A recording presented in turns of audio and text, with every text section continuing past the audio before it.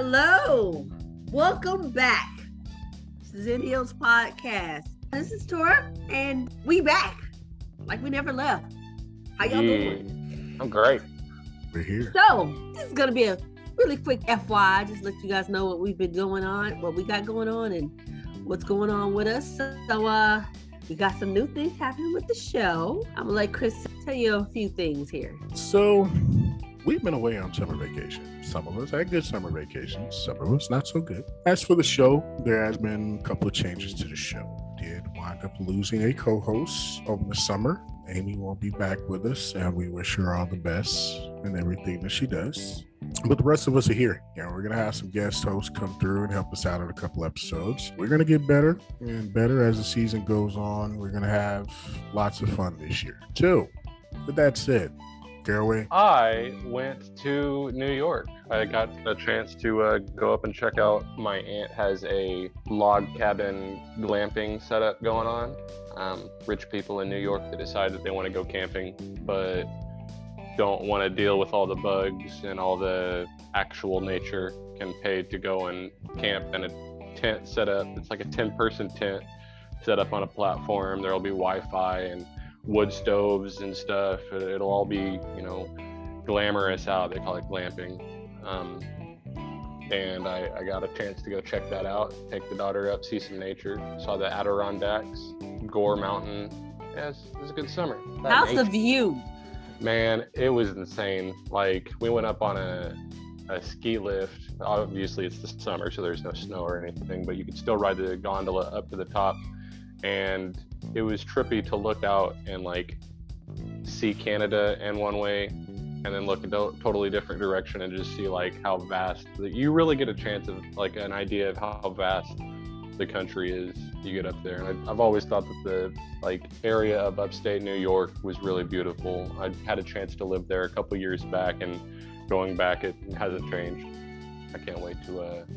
I'm thinking about doing maybe during the summer season, camping seasons, and the skiing season. I might go up there for a month out of the year each and help her with that, because she's gonna have she's got 4 campsites already set up and 2 Airbnb rooms on top of her cabin, so she's gonna have a lot of regular guests, and she'll need a handyman, and she's living out in the woods, so probably wouldn't be bad to have somebody else there with her.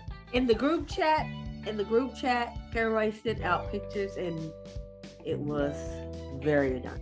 It was beautiful. Oh yeah. Somewhere you wouldn't mind being opposite of this heat. Yeah, it was it was 75 at the highest the entire time I was there, and it rained a couple days, but other than that, it was beautiful. Good contrast. Yeah, it looked nice. It looked nice. That's how I felt when I went back home. I went home for the summer due to death in the family, but I went home this summer, and I forgot what 75 degrees in the morning felt like, and it felt so nice and so lovely. Yeah, it's good. So beautiful. Well, you constantly feel like you're forgetting something. You're like, I should have. Oh my goodness! It was so nice, and I was just like, man, I forgot what lake air feels like. It was nice, and you don't have to die every time you walk outside. Oh my goodness! And then I came back to Texas, and of course it was 100 degrees as soon as I stepped off the plane. I didn't get off the plane good. It was just 100. We entered the atmosphere of Texas. It's 100. Dude. I didn't even talk my flight to get there. I ended up taking Southwest. I flew from Love Field to Baltimore to Syracuse, which Baltimore is their hub, so that makes sense. But coming back, we went from Syracuse to Baltimore to Pensacola to Love Field, because I guess we had passengers we had to let off, and we encountered a bird strike at some point, which I kind of think was bullshit, because window washes don't take an hour and a half, you know what I mean? I remember being the guy to call those people, and for the most part they were slow, but yeah, not that slow. Yeah, you probably had a bird strike. You probably struck the engine, so now we gotta have a whole engine check to make sure the bird's pieces are all out. I did hear them do e-tops, and I was like, why the fuck are they spinning because we're flying over the Gulf. That makes okay. Yeah. Engines turn or people swim. Gotcha. All them years we spent at the airport, you just forget everything when you get on a plane. Just like, you know what, plane fly, go bye. Okay, cool. Yeah. No, it just oh man, it felt good being at home. I was home for about 10 days, so longest I've been in Chicago in years, but felt good. Condolences. Felt good. Thank you, sir. But it felt great being in there. 75. You wake up 75 outside. Yeah, okay, by the middle of the day it's 90, but it's 90 and I can deal with it. Get your shit done in the morning. Yeah, pretty much. You get everything done in the morning. Don't come back outside. But when you wake up and it's already 90 degrees outside, it's a whole different, the whole mood just changes. You wake up in a whole bad mood. It's already 90. Damn. Ugh. I'm glad to hear you enjoyed that shit, dude. Yeah, man. It was fun being home. I didn't get a chance to really do a lot of visiting like I normally do when I was there, but it just felt good to be home for a little bit. Did you notice a difference in the Lightfoot Chicago compared to other mayors, or how do you feel about Lightfoot, dude? I have to ask. I put it this way, and this is what I tell everybody about Chicago. Not much has changed in Chicago. The only thing that's changed is the media attention. Yeah. It's the same thing. It's the same cycle we've been going through the city's been going through for maybe 3 decades now. The thing about it is that there's more media attention placed on it because of it being Chicago and because of its reputation. However, it's the same. Like, to me, going through Chicago and knowing the things that I know, of course I know where to go, where not to go, how not to go there, and what areas to avoid when I don't want to go be involved with anything. But here's the thing, it's always been that way. It's always been that way. And there's every city, every state has that. I was gonna say, place. Do you feel like it's comparable to like Dallas or like Atlanta or other places where, like, of course, don't go to Oak Cliff or don't go to like, Stop Six or like Fuel City or anything, like there's every city has those, of course, but do you feel like Chicago, it may have had those and they're expanding, or do you think that there's just more of those areas so you get more of that? Because I do agree, like, I think the media attention drawn to it makes it seem like the worst place, but I feel like there's also probably Republican quote, air quotes there, cities that also have the similar stats. I'm sure if, dude, go look at fucking 48 or First 48 and find an episode that's not Dallas or Chicago, like or somewhere in Arkansas. Memphis, I think, is the other one that they usually do. I would honestly say Miami. Miami. Yeah. Oh, Jesus, Miami. Yeah. Birmingham. I'm trying to think of a good Republican, like. But no, I get what you're saying. I totally get what you're saying. No, honestly, I'm gonna go with that it's comparable to like going to Stop Six. I mean, not Stop Six. Oak Cliff. There's certain parts of Oak Cliff that you don't go to, and there's certain parts of Oak Cliff that you can go to. Yeah. Chicago's the same way. The thing about it is it gets more airplay. So it gets more airplay. It sounds like it's far worse than it really is.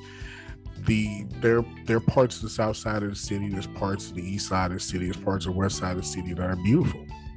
Absolutely beautiful. And then there's parts of those same spots in the city that you look at, you're just like, what episode of Shameless was filmed here? Like, not today, buddy.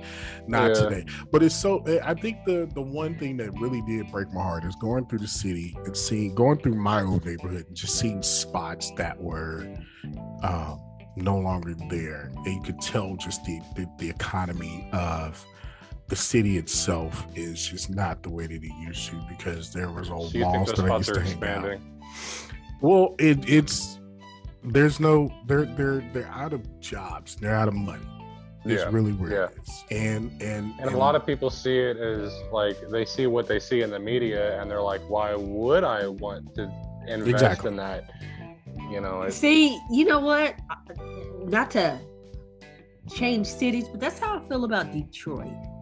Exactly. No, yeah, Detroit is the perfect example. Exactly. That's how I feel about Detroit. Once all the motor industry started to say, hey, look, the economy is not really doing so well here, except for the people that we're employing, and people are catching on to the fact that we're getting government money to employ. So we're kind of spending money to make money, and then all these people are buying our cars, and like they fled, and then there's nowhere to work.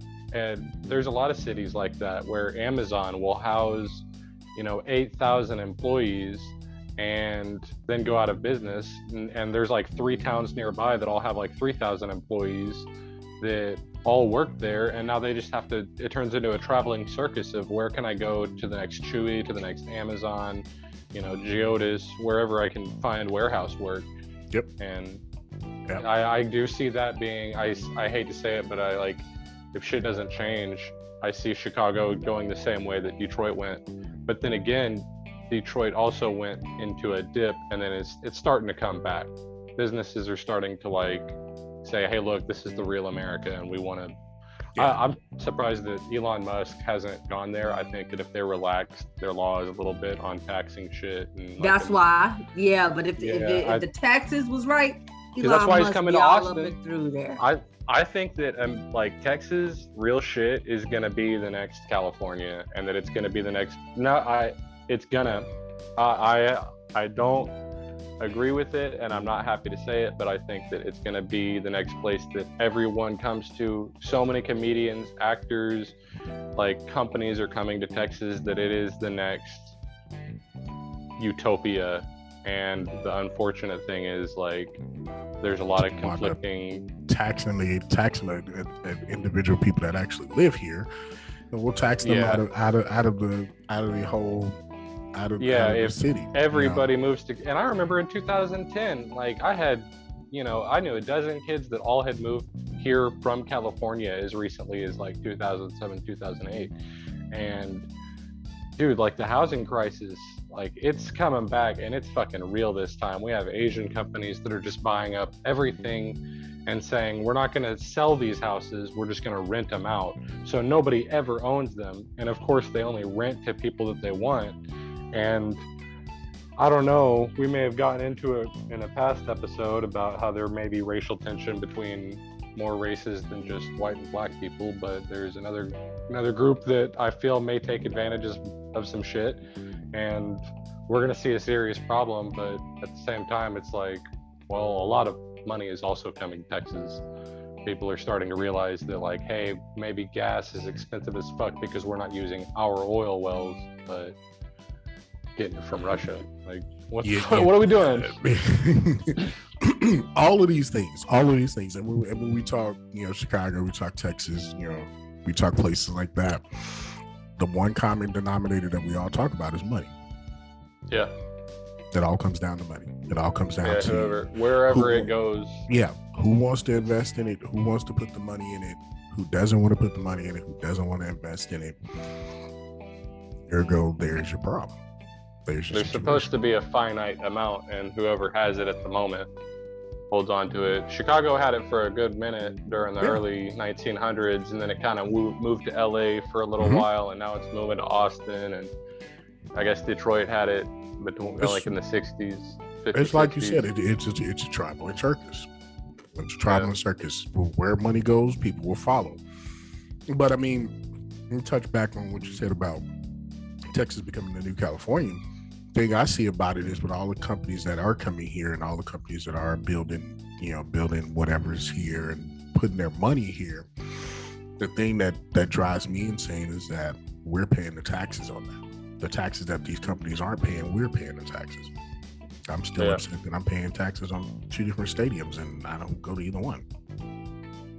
So why am I paying taxes on the stadium? I've stepped foot in both of them, not for games, put it that way. Because I'm too broke, because you taxing the shit out of me to afford money to actually go to a game. So I got to go to the little whatever things that you have at these said stadiums that actually is going to help me out. How much sense does that make? Yeah, not much. None. I'll give you that one. So this is, listen, I'm sorry guys, we got off onto a whole nother ball game, but this is pretty much what season 2 is. Please, by all means, continue to join us every episode. Yeah. This is us, guys. This is going to be our season 2, and we promise that we're going to get better at what we do, better at our craft. We're going to have different conversations. A lot of interesting conversations coming up for season 2. Mm-hmm. A lot of interesting little things, little tidbits that we will be doing. The first thing that I want to get out here to the public that I'm personally excited about. The guys are too, but I'm personally excited about that we're doing musical playlists for every episode. Yeah. So first out the gate. We figured it's been a long time and we shouldn't have left you without, something to dance to. So we got Summer Jams 1, 2, and 3 that are coming up on. Woo! Man, I'm not giving you a date. I'll put it this way. By the time this episode goes up, it will be out on YouTube and Amazon Music and Apple Music and anywhere you get your music. All you got to search for is the Xennials podcast playlist. And there we are. There we will be. We will have a playlist for you. So keep running with us. Keep joining us every week. I promise you this will get better. I promise you that it's going to be a fun and exciting season 2, and we're looking forward to having you guys here with us. That being said, take us home, Tora. Well, thank you guys for coming out. God bless. Good night. See you later. Later. Bye. Hey.